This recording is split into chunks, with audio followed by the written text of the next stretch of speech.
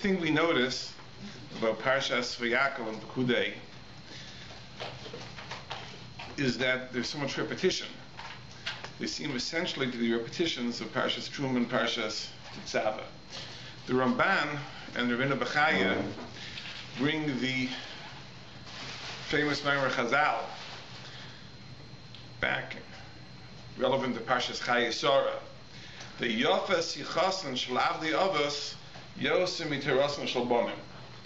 That the conversation of the servants of the Avos is more precious to the Ribbono Shel Olam than the Torah of the children of the Avos. Because there are many fundamental halachas that we learn from an extra letter in the Torah, and yet the story of Eliezer's going to find the wife for Yitzchak is described at length, and in his retelling the story, the Torah adds more psukim and more psukim, so we see how beloved, how precious to the Ribbono Shel Olam is Sichas Shel Avdei Avos. So the Ramban and Ravina Bechaya point out, you see from here, that something which is especially precious to the Ribbono Shel Olam is drawn out. Meaning as follows, that really the fundamental rule is intact. The Torah never uses more words than necessary. So if the Torah wants to tell me a halacha you can learn from an extra letter. But to tell me something is important, you can't tell me with an extra letter. You only can tell me something is important by drawing it out. So therefore, the Torah draws it out as much as necessary to impress upon me the importance of it. So the rule is the same. The Torah never uses more words than necessary. But here, to accomplish what the Torah wants to accomplish, it's necessary to draw it out. But how do we understand this idea? What is so special about the building of the Mishkan that it has to be drawn out? We can have Parshas Truma Tetzaveh, where we have the command to build the Mishkan and to make the Big Day Kahuna, and the Torah can tell us that they did exactly as they were supposed to do. Because what is so precious that it has to be repeated and reviewed? I mentioned this past Shabbos in Ashir a very interesting letter that Rav Hutner Zecher Tzadik Livracha once wrote. When he established the kollel in his yeshiva, so apparently before he established the kollel, he had written a letter to his supporters informing them of what his plans were. I assume he was soliciting them for support. And a year later, he wrote a second letter telling them about how the enterprise was a success. And in the letter he says the following. He says that everyone asks the question, what is the idea of Parshas Vayakal and Perkudei being a repeat of Parshas Truma and Tetzaveh? So Hutner says like this, that the one thing which is emphasized in Vayakal and Perkudei is that whatever the people did, it was Kasher Tziva Hashem, it was as Hashem commanded. And that's a little bit of a chidush, says Rav Hutner, because generally we find that people that start things have grand ideas, but when it comes to the implementation, usually it never lives up to the promise. It's never quite the same thing as intended. In other words, the idea, the conception is magnificent, but when it comes to the actual materialization of the idea, as we say in Hebrew, the hagshama of the idea, it never lives up to its promise. Here, that is exactly the point. The point here is that at every step in Vayakal Perkudei, the Torah emphasizes it was Kasher Tziva Hashem es Moshe, that the carrying out of the building of the Mishkan was exactly as Hashem commanded Moshe. It realized its promise. And that can only be expressed by describing it in tremendous detail. And at every step saying, and this step as well was Kasher Tziva Hashem es Moshe, and that step was as well as Kasher Tziva Hashem es Moshe. And that's the chidush. The chidush is that it was exactly carried out as in the original conception. So Hutner said as well about the kollel that he established, that Baruch Hashem, there was no diminution in the process of bringing it into existence. Then Rav Hutner just mentioned something which is very cute. It may have been for the purpose of fundraising. He says that what is between the two halves of the story, between the command to build the Mishkan and the actual building of the Mishkan, we have the PARSHA, the generosity of the Bnei Yisrael. And the footnote says that we should understand from that that's what made the difference. What made it possible to realize the original vision was the generosity of the donors. And the truth is, this is something that we all know is true from our experience. Whereas people have great ideas, and what happens? What usually is the reason that they can't put them into actuality? It's the question of money, right? A person starts a school, and he says, in our school we're going to have small classes and individual attention, and we're going to have special remedial programs, and it's going to be great.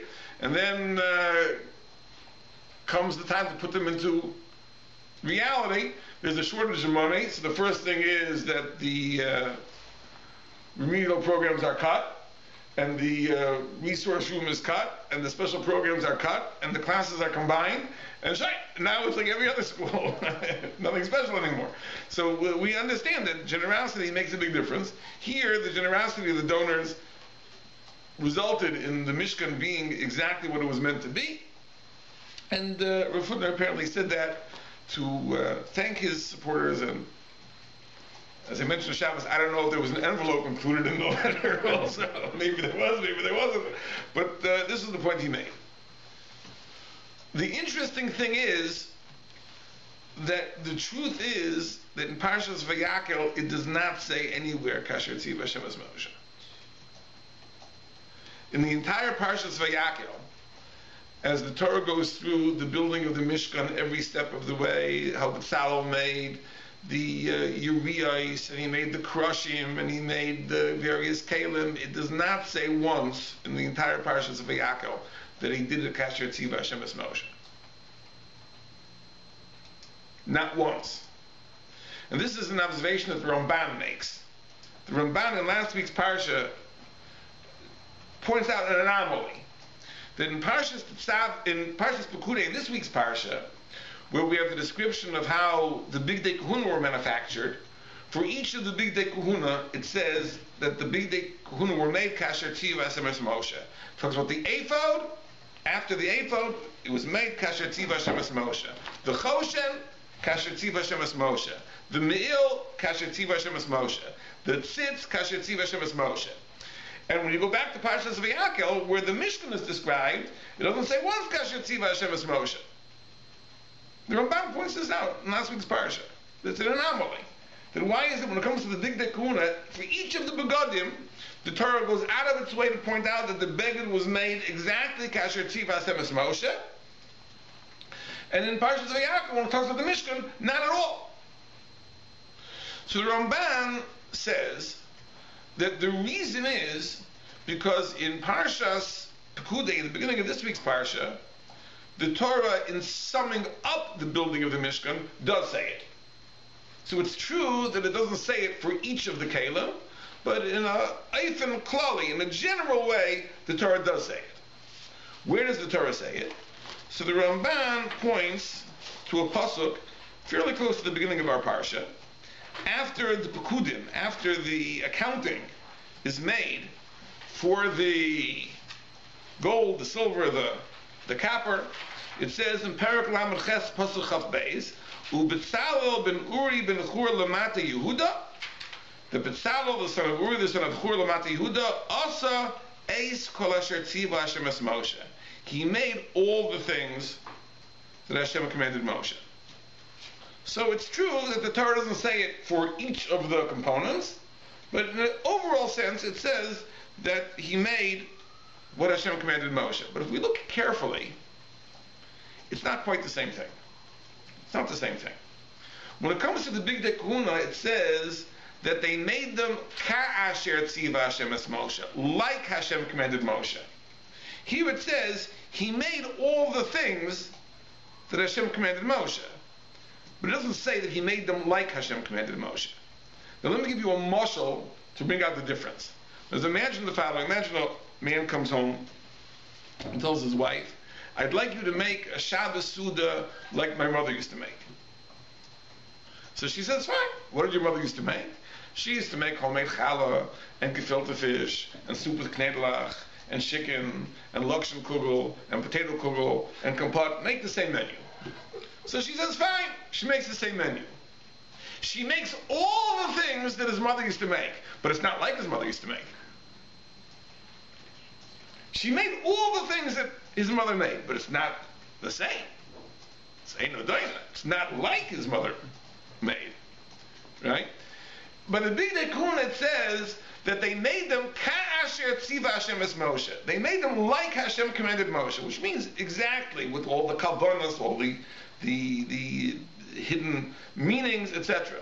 Here it says, Bezalel made all the things that God commanded Moshe. That's true, he made all the things, but it doesn't say he made it in the same way. So it's not quite the same. Because even when the Torah, in an overall sense, says it, it doesn't go so far as to say that Bezalel made the Mishkan like Hashem commanded Moshe. It says Bezalel made all the things that God commanded Moshe, but the implication is, but it isn't quite the same. Now the truth is, the point I'm making is a point that Mefarshim point out later in Parshas Perkudei. It's a very, very, very interesting thing. That it says that all the various components of the Mishkan were completed. And this is later in the Parsha. In Perek Lamed Tes, Pasuk Chav Beis, it says, Vateichel kol avodas Mishkan Olam Moed, all the work was complete. Vayasu b'nei Yisrael, and the b'nei Yisrael did. K'choyel asher tziva Hashem es Moshe kein asu. All that God commanded Moshe, so they did. And it says they brought all the components to Moshe. Vayaviu es Mishkan al Moshe. They brought the Mishkan to Moshe. The Oel, the Kalim, the Krosim, the covers, etc. And the Torah lists all the things that they brought. And it says in the end of that Perek Lamed Tes Pasuk Mem Beis, K'choyel asher tziva Hashem es Moshe. Like all that God commanded Moshe, came also b'nei Yisrael, so did the b'nei Yisrael eis kol ha'avod, all the work. Then in the next pasuk, it says, Vayar Moshe es kol ha'malacha. Moshe saw all the malacha, v'hinei asu osa, and behold, they did it. Kasher tziva Hashem, as Hashem commanded, kein asu. Here the Torah does say it. Not the pasuk the Ramban cited earlier in the parsha, but in this pasuk it says, Kasher tziva Hashem kein asu. But the Netziv points out that it seems that pasuk Mem Beis and pasuk Mem Gimel are redundant.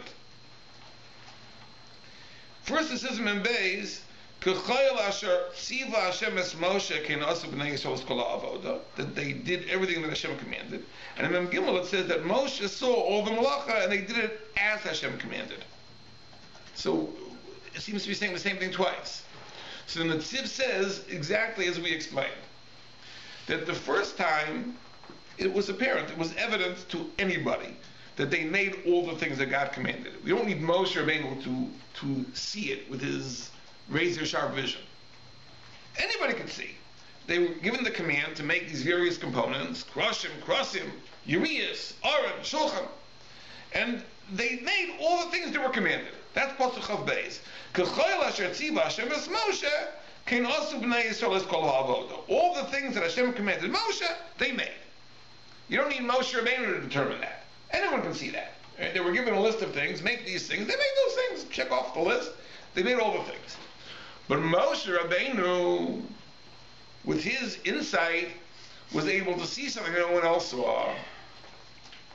Vayar Moshe saw es kol ha'malacha, v'hinei asu osa kasher tziva Hashem.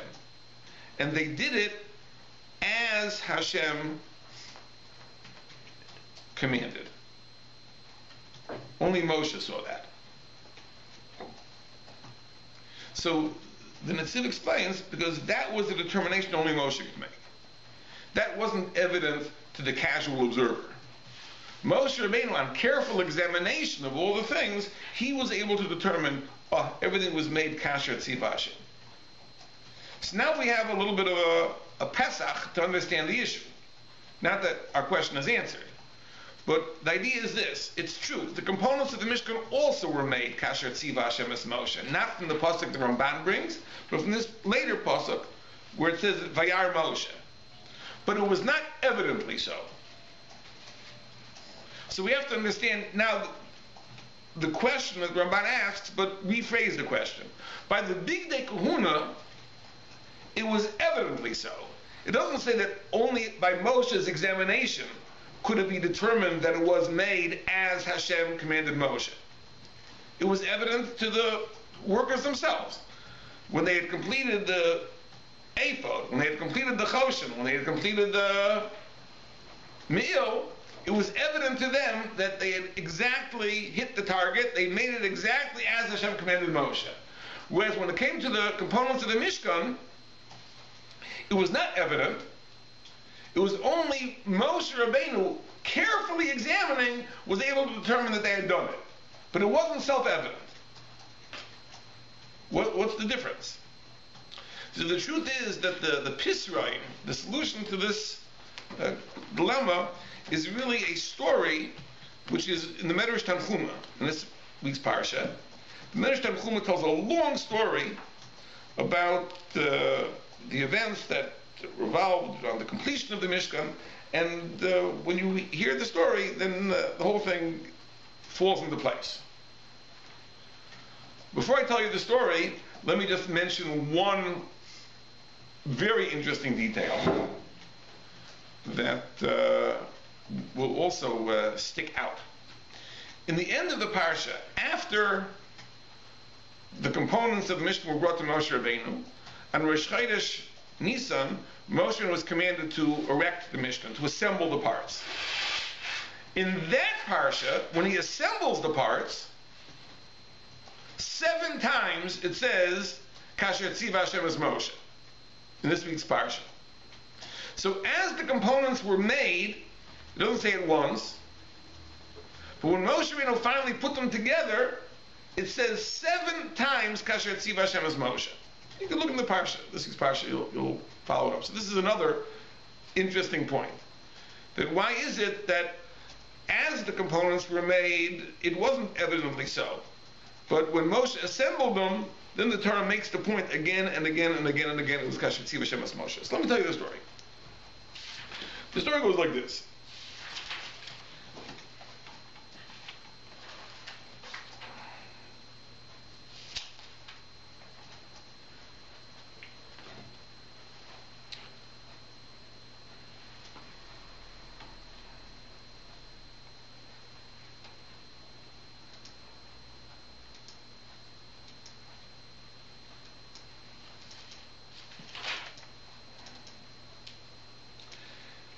Kivin Shugomru Melechas HaMishkan, when the Jews finished manufacturing the components of the Mishkan, Hayu Yoshvinu Mitzapin, they were sitting in anticipation, a Mosai Tovo Shechina V'Tishruva, when will the Shechina come and rest upon the Mishkan?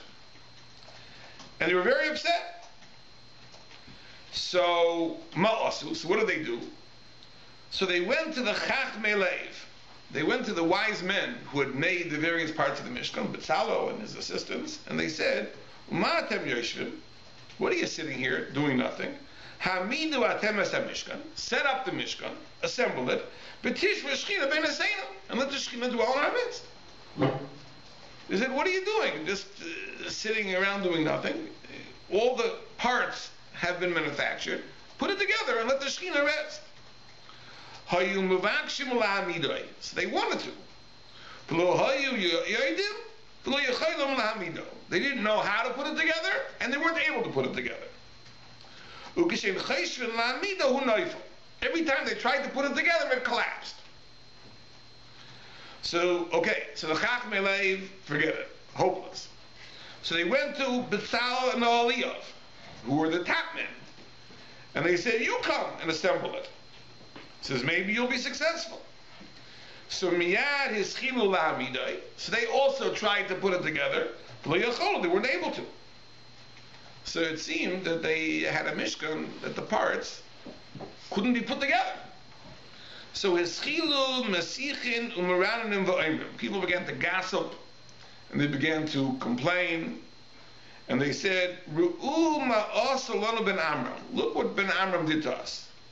Right? He made us spend our money, and we worked hard to put the things together, and he told us that the Shechina will rest, and it doesn't work. It doesn't work.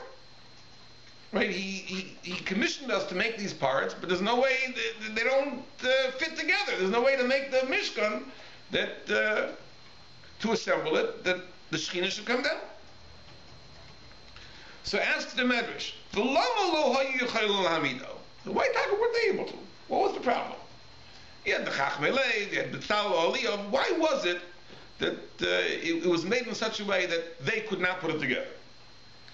So it says, because Moshe was upset, he was very upset that he had no share in the Melechas HaMishkan. Says, how so? Says, the Nedavos, the donations, were made Ayadei Yisrael. The Melacha was done Ayadei B'tzal V'Aliyah and the Chachmelei. So Moshe was upset, you never share. You never share. So what did HaKadosh Baruch Hu do? HaKadosh Baruch Hu made it that Moshe would have to have a share. That it could not be assembled without Moshe Rabbeinu.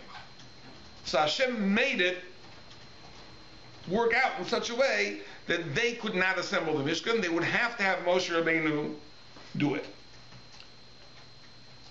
So they all came to Moshe Rabbeinu, and they said to Moshe Rabbeinu, says, did we do anything wrong? Says, we can't put it together. Maybe we did something wrong. No, this is a little bit of a musar thing you learn from here. That they had kindness in Moshe Rabbeinu. But when they went to Moshe Rabbeinu, they didn't dare say, we have kindness in you. They said, maybe we did something wrong. It's Darchei. So they come to Moshe Rabbeinu, maybe we did something wrong. So Moshe Rabbeinu said, let me see. Let me see. Bring me all the components. I'll examine them. So on that, the Medrash says, they brought it to Moshe. Vayar Moshe, it's called a malacha. That's the pasuk that I mentioned. That Moshe examined everything, and he said, no, it's exactly kasher tziv Hashem es Moshe. It's perfect. Nothing wrong with what you did. Right? So they said, no. So why doesn't it fit together? Why can't we put it together? So it says that Moshe himself was Meitzer al Dover Zeh. Moshe himself couldn't understand. He was very upset. He said, I don't understand it myself. He says, I examined every component. Everything seems to be in perfect order. So I don't know myself why he can't put it together. Until HaKadosh Baruch Hu himself came to Moshe Rabbeinu and told Moshe Rabbeinu, you know why? It's all for you. Because I saw that you're upset, that you don't have a chelek, and I wanted you to have a chelek, and therefore I made it work out this way that they couldn't put it together without you. Only you'll be able to put it together, and that is the tzivui that Moshe was given to build the Mishkan on Rosh Chodesh Nisan. So, B'chlal, we have to understand, what is this idea of Moshe didn't have a share? It was a very interesting thing. There's a Gemara in Yuma, really two Gemaras, one on Daf Gimel, one on Daf Ayin Beis. The Gemara points out that when it comes to the Mishkan, normally it says Lashon Yachid, except by the Oren, it says Va'asu. They should do it. So the Gemara says two answers. Now, Ayin Beis, it says in the answer, from here we learn that if a Talmud Chacham has work to be done, people should do it for the Talmud Chacham. Now, if the Talmud Chacham needs to have his sukkah put up, someone should put it up for the Talmud Chacham. He shouldn't have to do manual labor. Someone should do it for him. So the idea is that really this was Moshe's work. The Mishkan was Moshe's work. But it says Va'asu because the Bnei Yisrael took it off his hands. They did it for him. Right, the Marsha on that Gemara says that really the Gemara didn't have to prove it from the fact that it says Va'asu. The Gemara could have proved the point from a much more simple fact that in Parshas Truma, Hashem, except for that one time, says Va'asiso, Va'asiso, Va'asiso, you should do it. And in Parshas Vayakhel it says that B'tzal and Eliyav did it.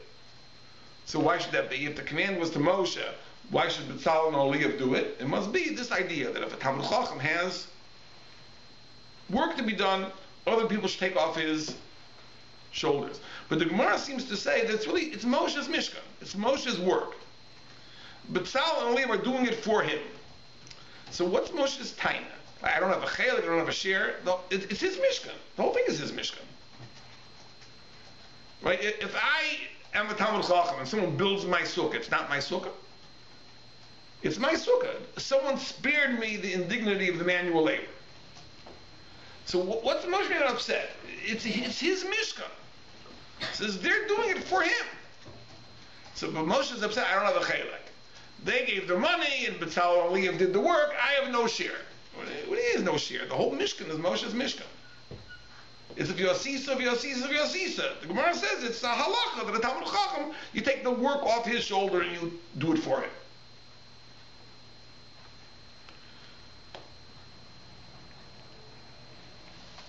Okay, that's something for the back burner. Leave it back for a second. The Medrash Tanchuma goes down a page later and raises another question. How long did it take to make the Mishkan? They started, of course, after Yom Kippur. How long did it take? So we would say, well, they started the day after Yom Kippur. They assembled it in Nisan, Rosh Chodesh Nisan. So it looks like it took almost 6 months. So the Medrash says, no, it didn't take that long. It took 3 months. Tishrei, Mar Cheshvan, and Kislev. It was finished by the end of Kislev. And HaKadosh Baruch Hu said, don't assemble it. Keep it packed up until Rosh Chodesh Nisan. So for 3 months, Tevei, Shvat, and Adar, the Mishkan was in storage. And Rosh Chodesh Nisan was set up. So why is that? Why is that? It says the people complain about that too. The late Sunday Adar were Moran and Maharim. They said it's already finished. Why don't we do it? Get moving. So the answer is because HaKadosh Baruch Hu had a very deep kavanah. HaKadosh Baruch Hu said, I would like the dedication of the Mishkan to be in the month which marks the birth of Yitzchak Avinu. Yitzchak Avinu was born Rosh Chodesh Nisan, and therefore it's appropriate that the Hakama of the Mishkan should be on the month that marks the birth of Yitzchak. So therefore, okay, you're finished Mar Cheshvan, wait a few months, we'll put it up in Nisan. So it comes out like this. It comes out, there really were 2 reasons why the people who had tried to put up the Mishkan were unsuccessful. One reason is because Moshe Rabbeinu had to be the one who put it up. So therefore, it couldn't be put up by the Chachmei Lev or by B'tzalel and Oliyev. Because Moshe needed to have a share. Because Baruch Hu wanted Moshe to have a share. And therefore, they had to be unsuccessful. But there's another reason why they had to be unsuccessful. They had to be unsuccessful because it had to be delayed until Nisan. They tried to put it up beforehand. And HaKadosh Baruch Hu wanted the Hakama of the Mishkan should be in Nisan. That's the second reason why they were unsuccessful. So the Medrash goes on and brings the pasuk in the Mizmor Shir Liyom HaShabbos, where it says Ish bar lo yeda uchsil lo yavin azos. It says that the fools don't understand. So the Medrash comes as follows: Ish bar lo yeda elu haleit sonim fa tipshim shebedar. This refers to the late sonim and the tipshim who didn't know the machshava of HaKadosh Baruch Hu, that he wanted the Hakamas Mishkan to be in Nisan, and they were complaining, why isn't it back in Teves? So that's Ishbar Lo Yeda. Uchsiliyov and Azais, this refers to B'tzal, Oliyev, and the Chachmei Lev, that they weren't able to put up the Mishkan themselves. That's Ishbar Lo Yeda, Uchsiliyov and Azais. So what is this Inyan? That the Hakamas HaMishkan should be in the month that marks the birth of Yitzchak. The Mefarshim point out there's really a machlokas in the Gemara Rosh Hashanah when Avram and Yaakov were born. There's a mandam where they also were born in Nisan. So the Mefarshim point out, like that mandam, you don't have to say that he wanted it in Nisan because it's the birth of Yitzchak. It was the birth of Avram and Yaakov too. So undoubtedly this medrash goes like the other mandam in Rosh Hashanah, who holds that Avram and Yaakov were born in Tishrei. So therefore, he wanted it in Nisan. Nisan is the birth of Yitzchak. What's the shak? The birth of Yitzchak. Like, what is special about the birth of Yitzchak? That's when you have to celebrate the Hakamas HaMishkan and the month of Yitzchak's birth. What's the idea? I think there's one very, very important thing we have to understand.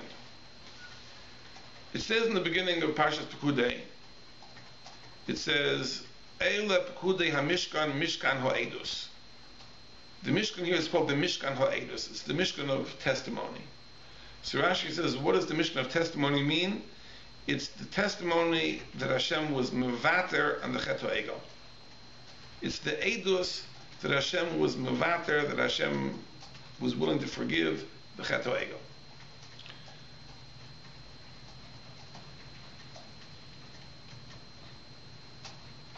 If we go with the Pshuto Shel Mikra and the Shita of the Ramban, there would have been a Mishkan even if not for the Chet HaEgel. Because we know that the command to build the Mishkan was given in Parshas Truma, Parshas Tetzaveh, which was said before the Chet HaEgel. There certainly would have been a Mishkan. But it wouldn't have been Mishkan HaEdus. It wouldn't have been a Mishkan HaEdus. It wouldn't have been Edus that Hashem was Mevater on the Chet HaEgel. That aspect of Mishkan, that the Mishkan is a testimony that HaKadosh Baruch Hu forgives the Chet HaEgel, that is something which obviously was only Nischadesh after the Chet HaEgel. The Mishkan took on a new chashivas, it took on a new role. But not only is it the Mishkan, the place of Ashuras Hashchina, the place of Avodas Hashem, it also is a testimony to the fact that HaKadosh Baruch Hu was Mevater, that HaKadosh Baruch Hu pardoned the Chet HaEgel. That is a new aspect of Mishkan that obviously only was triggered as a consequence of the Chet HaEgel.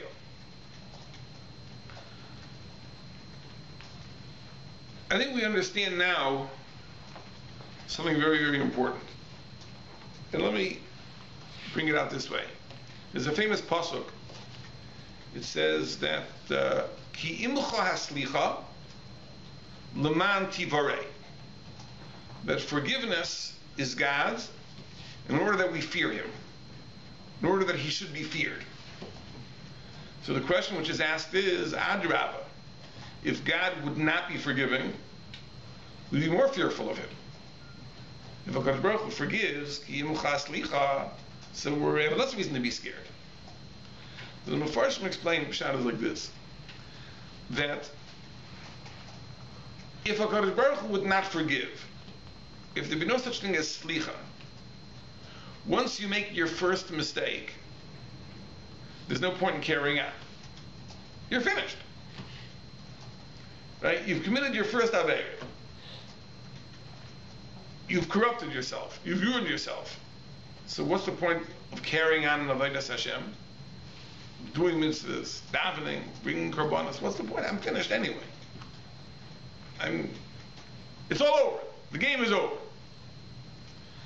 The fact that there is forgiveness means that even after Chet, there is room for Avodas Hashem. There's room to serve, there's room to keep going, to improve myself. Why? Because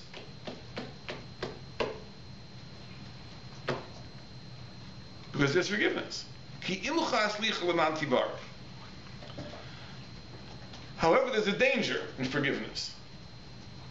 If we take forgiveness lightly, and we take it for granted, if we treat it as an entitlement, then there's always the danger of saying, okay, HaKadosh Baruch Hu doesn't care, big deal, I can do what I want, HaKadosh Baruch Hu will forgive.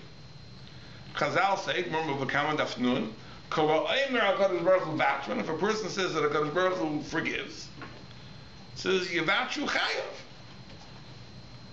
let him give up his own life. There's another version in the Yalkut which says, Yevatru B'nei Ma'ahi, let him give up his intestines. So I once saw a pshat, very beautiful pshat. You know, a person's intestines are very long. If you would unfold your intestine, it's 30 feet long. So go to a person and say, what do you need so much intestines for? He says, cut out a few feet, you don't need it. He says, no, it's my intestines. So if a person says HaKadosh Baruch Hu is a vatron, what is he really saying? He's saying that all these things, all the rules that HaKadosh Baruch Hu makes, all the standards, you got to do this, you got to do this, you got to do that, no, it's not important. He doesn't really care himself. So he says, if you think he doesn't care, then why should you care? He says, your kishkas are so important to you. Mistama, HaKadosh Baruch Hu's rules are important to him. Right? If you think they're not important to him, then Yevatru B'nei Ma'ahi. But this is something we all understand, that this is a very, very narrow dialectic that we have to keep in mind all the time. On the one hand, without slicha, there's no point in going on. We're finished. There has to be slicha. But slicha always creates the danger of falling into the trap of thinking there's vitor. There's vitor. That HaKadosh Baruch Hu doesn't care. Whatever you do, He'll forgive. It's not important to Him.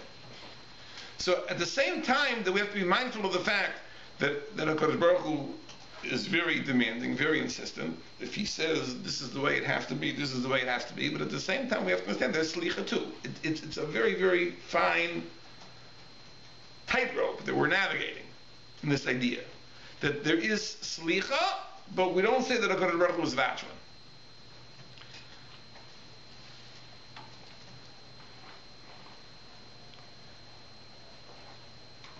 This is why in the Mahalach of Tshuva, Tefillah is so important. Rabbi Eliezer says in the Shari Tshuva that one of the 20 ikrim of Tshuva is Tefillah. You have to daven for forgiveness. You see, if we treat forgiveness as an entitlement, listen, I did Tshuva, I said I'm sorry, now you owe me forgiveness, there's a very great danger of falling into the trap of vitor, of thinking, yeah, HaKadosh Baruch Hu forgives. I can't take HaKadosh Baruch Hu's forgiveness for granted, even after I've done Tshuva. And that's why Tefillah is taifas, such an important place in the avodah of Tshuva. Because when I daven for forgiveness, what I'm saying is that despite the fact I've done Tshuva, I've experienced Charata and Aziva Sachet and Kabbalah Laba, I've gone through all the steps of Tshuva, I don't take HaKadosh Baruch Hu's forgiveness for granted. I understand I have to beg for it, I have to plead for it, because it's not an entitlement.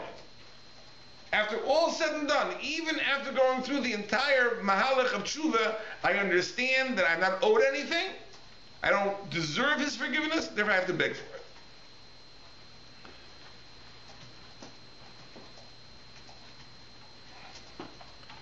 The Mishkan HaEdus, this new Mishkan, which after the Chet HaEgel takes on a new Chashivas, is a Mishkan in which Moshe Rabbeinu has no chalik. The original Mishkan, which is a Mishkan for Hashras HaShechina, it's a Mishkan for Avodas Hashem, says Adrabah, it's Moshe's Mishkan. Moshe is the builder of the Mishkan.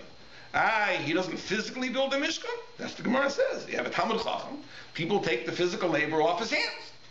But it's really Moshe's Mishkan, because Moshe Rabbeinu was the leader of Klal Yisrael in the realm of bringing the Shechina and in leading them in Avodas Hashem. But in the Mishkan HaEdus, in the Mishkan as a testimony that HaKadosh Baruch Hu forgives the Chet HaEgel, Moshe has no role. Because Moshe Rabbeinu was not complicit in the Chet HaEgel. He was not involved in the Chet HaEgel. So this Mishkan HaEdus is something that Moshe has no share in. The Nedavos came from the Yidden. Betzalel and Aliyah, they did the Malacha. But Moshe has no share. And he has an Agmas Nefesh. But there's something very important to know about this. The Pasuk says in Tehillim that after the Chet HaEgel, HaKadosh Baruch Hu wanted to destroy Klal Yisrael. Lulei Moshe Bechiro Omad B'Peretz. If not for the fact that Moshe Rabbeinu stood in the breach and davened for them, the forgiveness for the Chet HaEgel wouldn't have been forthcoming. The Pasuk says. In other words, whatever Klal Yisrael did, whatever Einshin they experienced, whatever tshuva they did, that would not have brought about the forgiveness of the Chet HaEgel. It was only that Moshe Rabbeinu was Omad B'Peretz, he stood in the breach, and his Kayach HaTzfilah brought the forgiveness of the Chet HaEgel. And I think that is what HaKadosh Baruch Hu wanted to be merames, that Moshe Rabbeinu has a chelek even in the Mishkan HaEdus, even in the Mishkan, which is Edus, that HaKadosh Baruch Hu was mevater on the Chet HaEgel, Moshe has a chelek. It would not stand if not for Moshe Rabbeinu.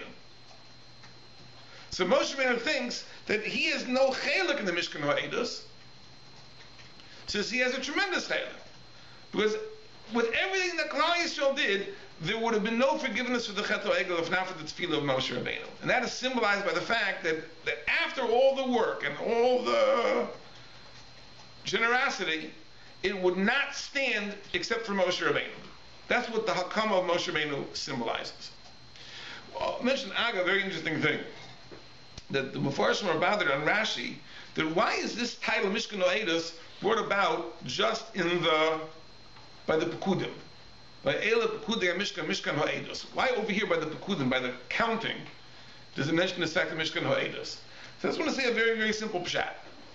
Now, the Midrashim say that Moshe Rabbeinu did this accounting because of the accusations that he was skimming money off the top.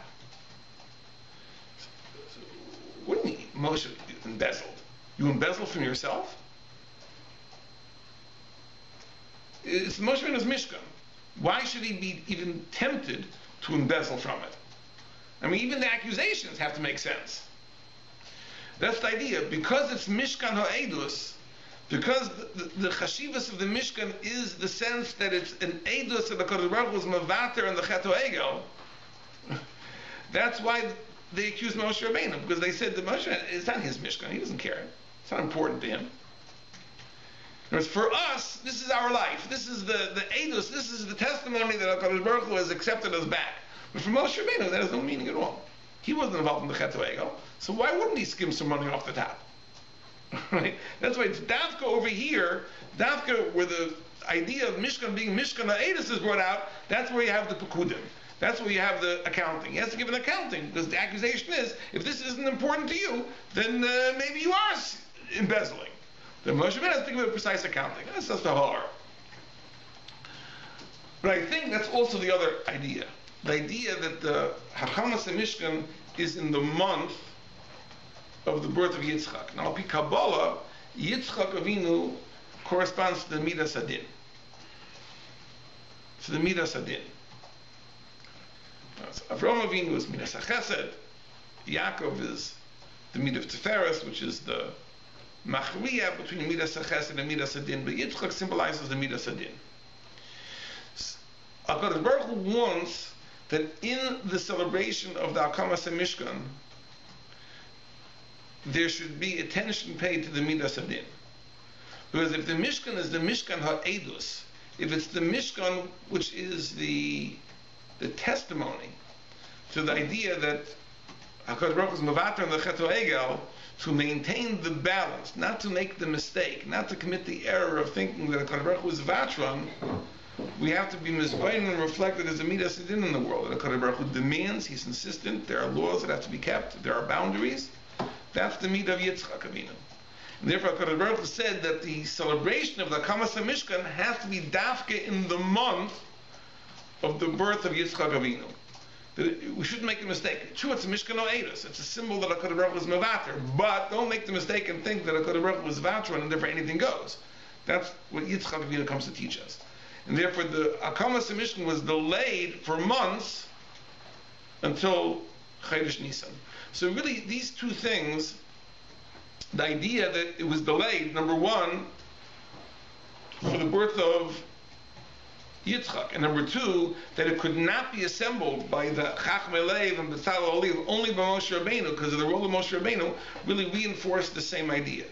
That although it's the Mishkan HaEdus, don't make the mistake and think anything goes. And it's two different things. One aspect is that we celebrate the birth of Yitzchak, which is Midas Adin, and secondly, the role of Moshe Rabbeinu, that it's only through the tefillah of Moshe Rabbeinu that the Mishkan could stand, so to speak. That Klal Yisrael survives shows that the forgiveness that the Kodesh Baruch Hu extended is not an entitlement, it's something we have to beg for and plead for, and that's why we have it. But really, Kodesh Baruch Hu is not simply a vatron, but there's an insistence that things conform to the standard that he demands. But now that we know the story, right, I'll tell you the last thing that the Medrash says. The Medrash says, if you remember, that they came to Moshe Rabbeinu and they said to Moshe Rabbeinu that maybe, remember they had good manners, maybe we did something wrong. So that's why it doesn't say Kasher Tziva Hashem es Moshe throughout Parshas Vayakel.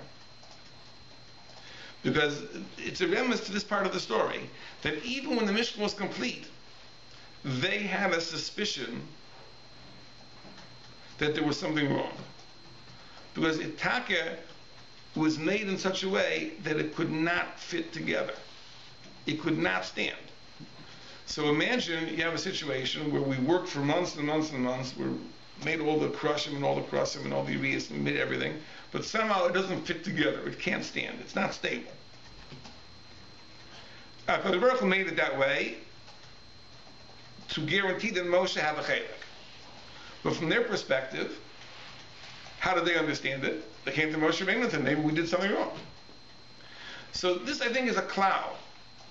That when there's something in the story which is not evident at the time and only becomes evident later, the Torah will conceal the fact until later. I mean, there are common rayas to this yisod, but now is not time to be marich. But that's what's going on over here. In Parshas Vayakel, right, as the components were built, it doesn't say Kasher Tziva Hashem es Moshe. Why? Because to the best of their knowledge, there might be something wrong. The proof being that ultimately when they tried to put it together, Ataka didn't work. Right? Only Moshe Rabbeinu knew that wasn't the case. And that's what the pasuk says, that Moshe Rabbeinu examined all the things, right? And he said it was, and he was made, and he was upset. Why doesn't it work? And therefore HaKadosh Baruch Hu had to tell him. But HaKadosh Baruch Hu, the Medrash goes on and says that HaKadosh Baruch Hu to Moshe Rabbeinu, but in reality, people do suspect you, that maybe you did something wrong. So therefore, in the rest of the Parsha, when Moshe Rabbeinu assembled the Mishkan, it says that every step of the way, Kasher Tziva Hashem es Moshe, to remove Moshe from any suspicion, that Chas v'Shalom, no one should ever say that Moshe Rabbeinu messed up. So when Moshe Rabbeinu assembled it, it was mamish perfect. Everything fit like a glove. It was perfect, Kasher Tziva Hashem es Moshe. But it says that later on. But at the time, this was exactly what people suspected, and therefore the Kasher Tziva Hashem es Moshe is left out. So that observation that we made in the beginning is answered according to the story of the Medrash.